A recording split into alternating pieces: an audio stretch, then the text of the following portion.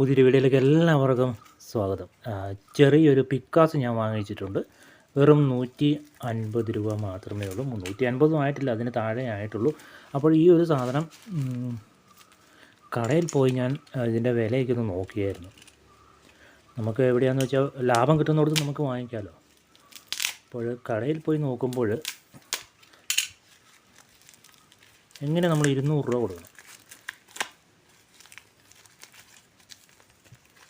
ഇത് ചാക്കാണ്, പാക്കിങ്ങൊക്കെ ഈ സെയിം സാധനം തന്നെയാണ്, കടയിൽ സെയിം വലുപ്പമാണ്. അപ്പോൾ ഏറ്റവും കുറഞ്ഞത് ഞാൻ കണ്ട 185 രൂപയ്ക്ക് കടയിൽ കിട്ടും, ഹോൾസെയിൽ കടകളിലൊക്കെ കിട്ടും.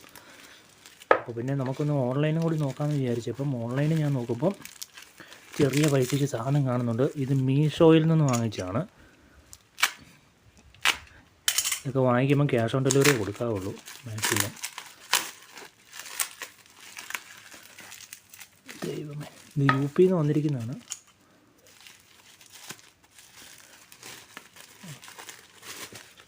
സംഭവം ഉഷാറാണല്ലോ.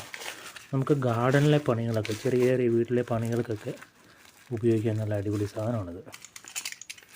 ഇപ്പം ഇതിൻ്റെ പല പല സൈസിലുള്ള സാധനങ്ങൾ ഇഷ്ടംപോലെ മാർക്കറ്റിൽ വരുന്നുണ്ട്. പക്ഷേ കടകളിൽ കുറച്ച് വില കൂടുതലാണ്.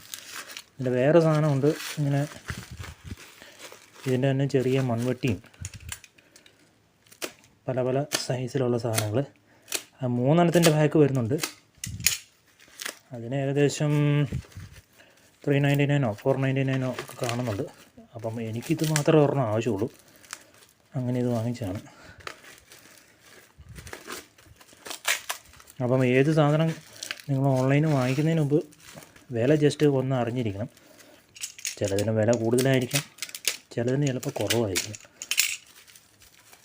നമുക്കിഷ്ടമുള്ള സാധനം ഇഷ്ടമുള്ള സൈറ്റ് നമുക്ക് വാങ്ങിക്കാവുന്നതാണ്. അപ്പം എല്ലാം ഓൺലൈനിൽ നിങ്ങൾ ആശ്രയിക്കല്. ഒരു സാധനത്തിൻ്റെ വില നിങ്ങൾ അറിഞ്ഞിരിക്കണം. കടയിൽ പോയി ഒരു റൗണ്ട് നോക്കുക, ഇതിനൊക്കെ എത്ര രൂപയാണ്. അതിനുശേഷം മാത്രമേ നിങ്ങൾ ഒരു സാധനം ഓൺലൈനിൽ മേടിക്കാൻ പാടുള്ളൂ. ചിലപ്പം ഓൺലൈനിൽ കിട്ടുന്ന സാധനത്തിൻ്റെ പകുതിയുടെ പകുതി വിലയെ കാണത്തുള്ളൂ അതേ സാധനത്തിന് കടകളിൽ. കടയിൽ കിട്ടുന്ന അതേ സാധനം തന്നെയാണ്.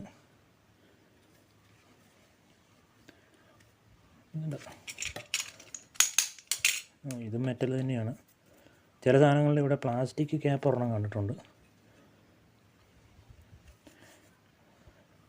അത്ര ഫിനിഷിംഗ് ഒന്നുമില്ല. അപ്പം ഇതിൻ്റെ നീളം കണ്ടല്ലോ, നമ്മുടെ ഇത്രയൊക്കെ ഉള്ളൂ. എന്തായാലും 140 രൂപയായുള്ളൂ. 140 രൂപയ്ക്ക് ഓക്കെ.